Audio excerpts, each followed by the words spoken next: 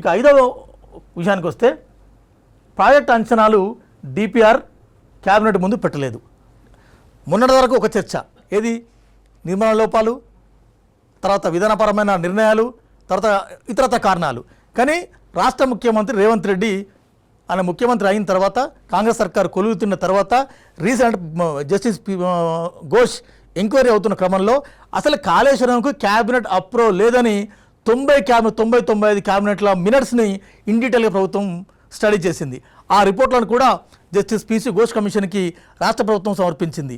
దిమ్మ తిరిగే, కళ్ళు చెదిరే వాస్తవాలు బయటకు వచ్చాయి.